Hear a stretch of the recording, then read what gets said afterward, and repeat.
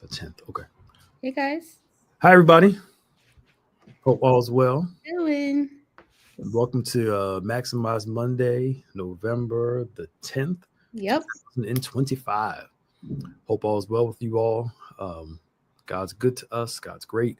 If you missed yesterday's service, please do us a favor. Go back and check it out as we honored our vets. Um, Yeah.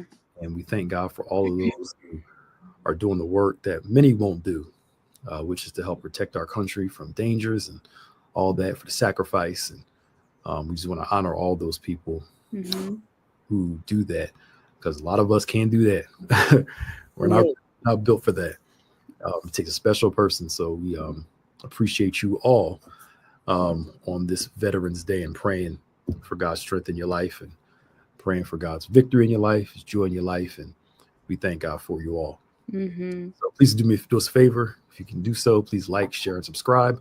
I am Pastor Nick, the executive pastor at Bethany Baptist Church, where we transform lives one at a time in Lindenwood, New Jersey. Yep. And introduce yourself, Maya, just in case some people don't know who you are. Yeah. So I am Maya. I'm the director of social media there at Bethany. And it's always a great pleasure to be able to connect with everyone online. Yes. Yeah. Yes. This is Max. For those that don't know, this is Maximize Monday. We do this every Monday at 12 noon. Just want to spend some time with you real fast to help you with life and talk to you and work with you and help maximize your Monday. I say it And every hopefully make Mondays a little bit better because they can be brutal sometimes. right. Monday is still the day that the Lord has made. All right. Yes. It's still the day. So we celebrate God even on Mondays. I know you don't feel like getting back at it sometimes, but you hear the Thanksgiving holidays coming up very soon. Yeah. Remind you all that our Thanksgiving drive is coming up. It's on November the 22nd. Mm-hmm. 9 a.m. will be at Lindenwold High School and in Camden also on that day, giving out turkey starting at 9 a.m. And then we also want to remind you we're doing our Thanksgiving offering on the 16th. We're asking for everyone, if you can, to do about $30 if you can to help us get the supplies and all that good stuff so we can feed people during this time. People are calling from all over for help with food, and we want to be able to help individuals, especially with all this going on right now. And we're also collecting coats, hats, gloves, and scarves. You can put them in the bin. Oh, I forgot about that on the video. Tell Okay. people. Well, you guys can do the announcements on Sunday. Yep. We'll make sure to announce it. All right. On the 19th, we're bringing all the coats, hats, and gloves and all that stuff like that. We're going to pray over them, and we're going to trust and believe that God's going to move in a tremendous way during this Thanksgiving season, and we're getting ready for that. So, with that in mind, we've been talking about processes, progress, and all that comes along with it. And I think sometimes I was teaching the class this, and God doesn't see time the way that we do. Mm. God's eternal, so He doesn't look at time as an adversary Yeah. or time as something that He's running out of. We get threatened by time. Oh my God, I just hit 30. Oh, I just hit 40. Oh, I just hit 35. there. You when you create time, you're not worried about it. Mm. What does they say? A day is like 1,000 years with God. That we don't look at it the same way. So when we read scripture and when we see things like the day of, sometimes it's talking about a season. Yeah. It's a particular day. So we want things sometimes to be hurried, quick, and fast. And God's like, I got time, and you got time too. Mm-hmm. I know when to bring it. I know when to do it, and I need you to trust me that we see time differently. So when we think of God doing it quick and in a hurry, we think quick is immediately right now. Mm-hmm. And God's quick is I'll take my time getting there, but when I do it, I'm gonna move immediately. Anytime you see immediately in scripture, we always get the meet and immediately. But what about all the time that led up to the immediately? Yeah. It feels like God takes his time moving, but when he moves quick. Yeah. So I say all that to say God is not under any obligation to submit to our time. We have to submit to his way of timing, Mm-hmm. his way of doing things. Mm-hmm. So I say that to say that progress, patience. I know it's a word we don't like. Patience, the ability to wait is a part of the process. And God will ask you to wait well. Don't struggle. Don't let impatience overwhelm you, because you're going to feel impatient, but don't let it get the best of you. So you can maintain your character and your faith while you're waiting, because waiting helps build your character. Waiting helps build your faith. Waiting helps build who you are. The Bible says, let patience do its job. Patience has a job, and that job is to mature us. Mm-hmm. But in a world of convenience, or a world of have it fast, any way you want it, that's the way you get it. More and more and more. How do you like it? In a world of this, God is like, and how do we, in learning how to adjust to his timing. Mm-hmm. So that was my whole little rant. No, that's good. And it's funny that we're talking about this now, because it's been something that, I've been trying to process as well, and being patient in the wait. And, to be honest, the struggle's real at times. It's not always a fun thing to have to go through. Mm-hmm. But I think that's where a shift in perspective has really been it's something I've been trying to work on. And being able to see, okay, what is it that we're supposed to be learning in this time? What are the areas that I can grow and improve on in myself?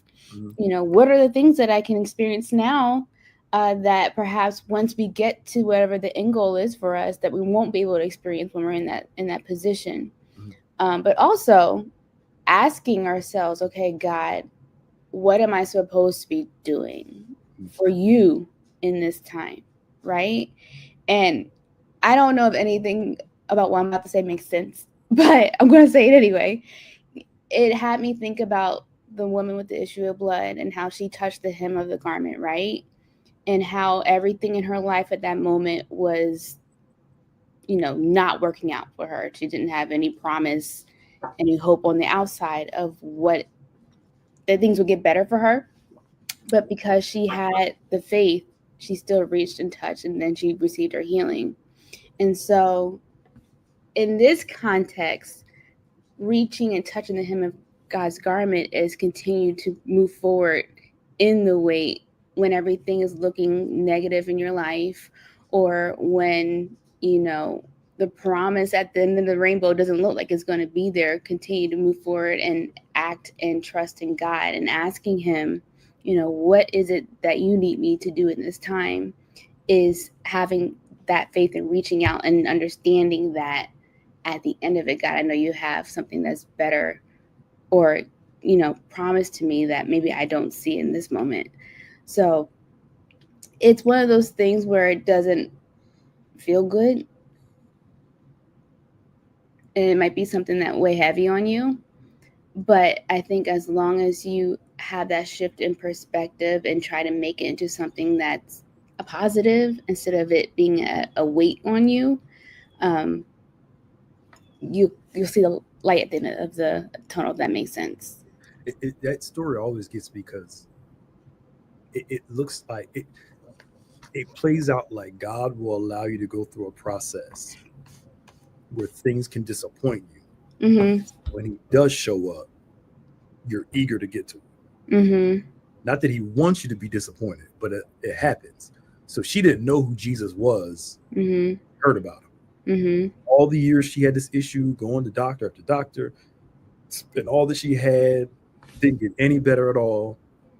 All of that was a part of that process for her to get to a place where, when she heard about Jesus, Mm-hmm. I'm going to go after him, because something's got to work. If these things didn't work, I've been hearing about this man, I'm going to work. And her pursuit of the doctors, her pursuit of trying to get better in all these other areas, she just basically channeled that same passion towards Jesus, Mm-hmm. and was willing to go through the process to get to him. Yeah. Because she had to leave her house, go through the crowd, you know, it doesn't say she was at the front of the crowd. She worked through the crowd to get to him. So, like you said, it's going to that willingness to stretch, to reach out to him, to pursue him until you connect with him. And sometimes disappointment is not to take away your passion. Disappointment is meant to redirect your passion. Mm-hmm. I just said something, y'all. Disappointment is not there to take away your passion. It's there to redirect it. She redirected her passion of pursuit of doctors. Now, this is not say don't go to the doctor, just pray. If you're sick, go to the doctor first. Yeah. I am not saying that at all. Right? Go to the doctor. But it was something that doctors couldn't fix. So she had to redirect her passion towards the one doctor who could fix what the earthly doctors can't. Mm-hmm. So that's not saying it. Go to the doctor. If they can't fix it, of course, pray all the time. But go to your doctor, get checked out. That's the way God works sometimes. But when that fails, you always know there's another doctor that won't fail. Mm-hmm. So we learn to just work through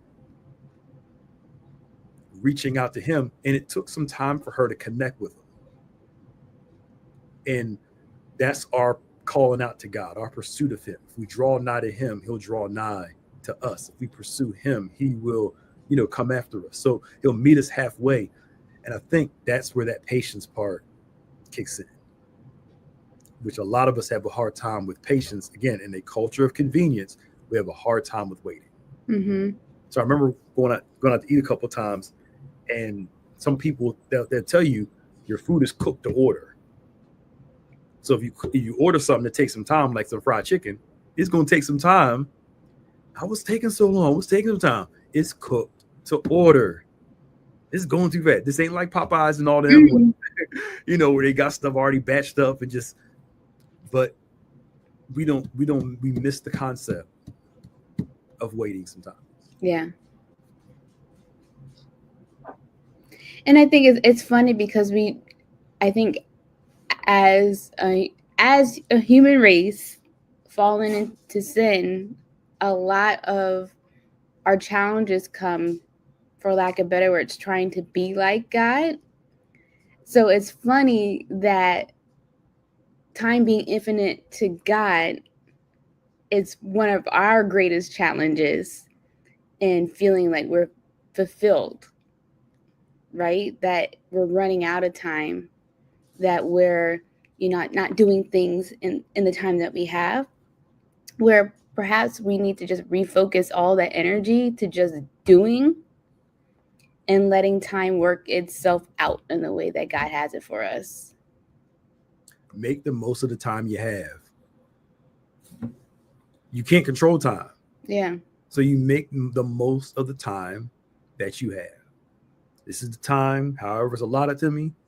We all get 24 hours of the day. Mm-hmm. What are you doing with those 24 hours? It's not that other people got more time. Are you making the most of your time? Are you being constructive with your time? What are you doing with it? But like you said, I get aging comes with challenges. And as somebody who, I believe she had to be in her 80s, late 80s, early 90s, said, you can't be a punk and get old. Because, stuff's changing, stuff starts working. You got to have a sense of resiliency and, that kind of thing. Because stuff changes as you get older. But it's learning to not look at time as I'm getting old. Oh, life is bad. No, I'm getting old. I'm getting better. It's all perspective. Mm-hmm. I'm going into some good years in my life. Some people didn't hit their best years till they got older. Yeah. How many success stories you see with people out there, it hit when they got older. And some people when they got it young and they fizzled out. And some people young, they had it from the young to old, whatever. But you make the most of the time that you have. Mm-hmm. And not look at it as, oh my God, I just turned this age. It's all over. Make the most of the life that you have. That's just to me. Yeah. Believe God, trust God, and I play with the cards I'm dealt with to make the most of what I have. So That all sounds great, and I agree 100%. But It was coming soon. I know it was coming. what are some practical things that we can do to help in that process? Like when we're really feeling it, what do we do? To me, God knows we have feelings. Mm-hmm. And he doesn't say it's a sin to have a desire or to have expectations. It's just this, Lord, I'm this age. I want it to be this. I thought I would have this. I thought I'd be here by now. Obviously, I'm not. If I'm something I'm doing wrong, teach me how to do better. Mm-hmm.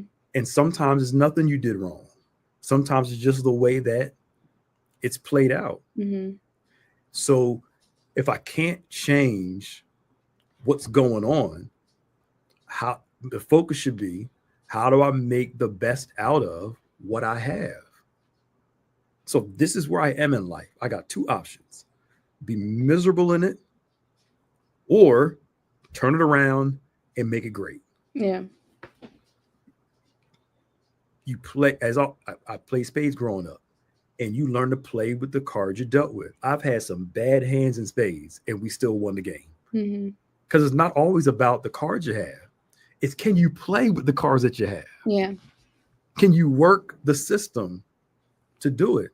So am I going to choose to be miserable because I don't have this, this, and this? Because here's the thing. I remember during the pandemic, right? When people were quarantined.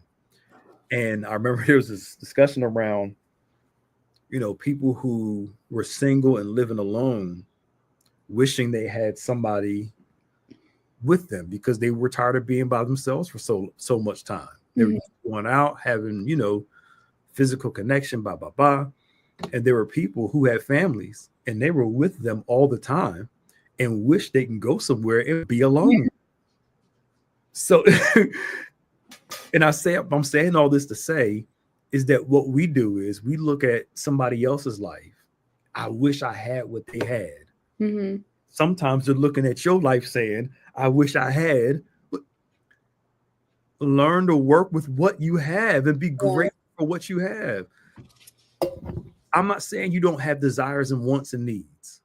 Acknowledge your desires, your wants, and your needs. It's just learn to not let them drive you crazy. Mm-hmm. That's all I'm trying to say. Yeah.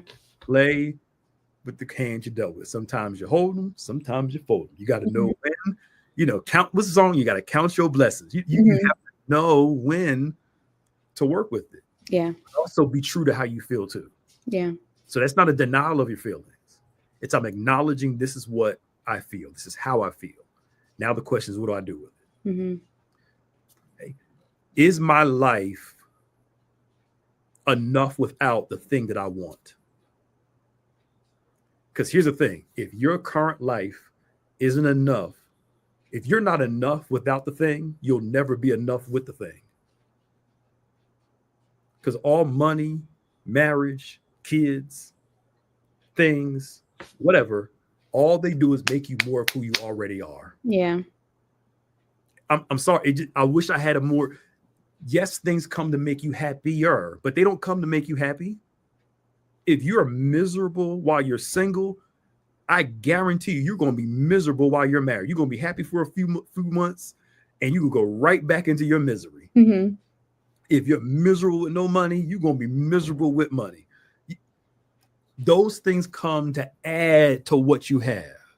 Now, granted, yes, you feel better when you got money. You can go do some stuff, right? Mm-hmm. I'm not denying that feeling. I'm just simply saying is that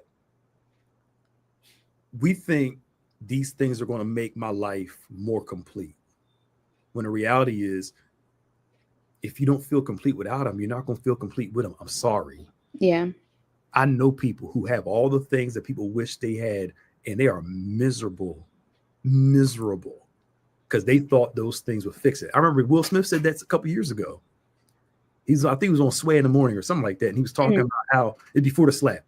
And he was talking about he thought the movies, he thought the accolades, he thought the Grammys, he thought all these things would fix those things in him. And lo and behold, it didn't. He out here smacking people and stuff. You know, it didn't fix it. Mm-hmm.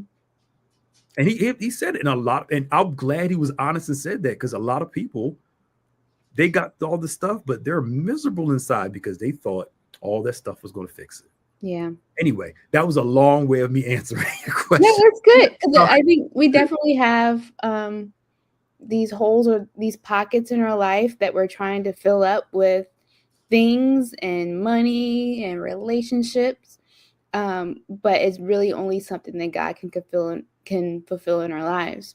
Mm-hmm. And I think it's real easy to slip into making those things our idols, Mm-hmm. and making it something that we, give so much of ourselves trying to seek, that reward, that we're becoming even more distant from God. And then that just makes everything worse. Mm-hmm. So I like that you said allowing yourself to grow closer to him. Ask him, what am I supposed to get from this? What am I supposed to do to serve you? And then the more that you do that, you start to feel more fulfilled, not relying on people or those things, but the love that God can give. Yeah. And again, we all have feelings. I have feelings. We all wish we had certain things were different. And it bothers you that it's not different. I am in no, again, I'm not saying have no feelings at all. I am in no way saying it. All we're saying is what you're alluding to, let's put it in perspective. That's all it really is. Let's put it in perspective. I was reading something where it said, I think if you have at least $10,000 and no debt, you're doing better than almost 80% of the people in the whole world. That doesn't sound like much, does it? No. I'm talking about in comparison. I mean, 10,000 is a lot of money, but I'm talking about comparison to everybody else. Yeah. We have a lot of people have a whole lot more than you think. Other people, but it goes back to perspective. I think it was the singles class. Somebody asked me the question when I was taught singles a couple months ago. And we were talking about somehow you said this brought this up. It brought to my memory about idols. I was talking about how if your desire to get married is more than your desire for God, why would God give you something that's going to take you away from him? Yeah. If your current desire is taking you away from him, why would he give you something further that take you even more away from him? God says, I don't do number two well. There's no gods before me. So why would he give you another idol? Make it make sense. I'm just saying, like, think about it. Why would he give you another idol? Nothing wrong with having desires. Absolutely nothing wrong with that. The Bible doesn't say that the having of money is the root of all evil. It says the love of money is the root of all evil. Yeah. Marriage is not evil. Money is not evil. Things aren't evil. It's our attitudes about them that's the problem. So we all have real feelings. I wish I was walking around here a millionaire. It'd be great, right? It'd be beautiful, absolutely wonderful. But our attitude is a thing that God's paying attention to. You can have desires, but your desires can't have you. Yeah. And we'll close on this. It's almost time. This is why we fast. We fast to remind ourselves that our desires aren't supposed to control us. We fast to remind ourselves that our need for God is greater than our need for other things. So I give this up because I want it and I think I need it, but I really need God. I need God more than this. And that's why Jesus, when he's on his fast, said, man does not live by bread alone. Yes, we need food to live, but I really need God and his word more than I need physical bread. Yeah. That's why we fast. We fast to remove the idolatry in our lives. We have made things into idols and we feel like we can't live happy without it. But guess what? You lived happy without it before you had it. You've just been conditioned to think that you need it to be happy when you don't.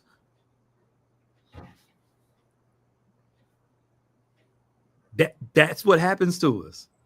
Like I'll say this. I mess with the seniors a lot during noonday. Hmm. I always talk about, they love their air fryers, right? Yeah. Right. But I still don't have one. So I said, remember the air fryer craze. Everybody, I need air fryer. Why I need my air fryer? I'm like, before it came out, you didn't need it. What happens is we get conditioned. Nothing wrong with having an air fryer. Nothing wrong with it. But we've been conditioned to feel like I need these things. Mm-hmm. But the reality is you were completely happy and fine before the thing came out. That's what marketing is. Yeah. How do I create the need and then supply the need? How can I get you to think you need this product? Create the problem, be the answer to the problem. Yeah. That's how it works. And guess what? We get caught up every time. Yep. It's the same iPhone every single year. It is. 1 or 2 minor changes. But I gotta get the new one. And we get caught up in it and spend all this money on a new phone every year. We just paid off the last one or traded it in. Mm-hmm. Why are you looking like that? I'm just simply saying, like, I was buying one every year. I'm like, you know what?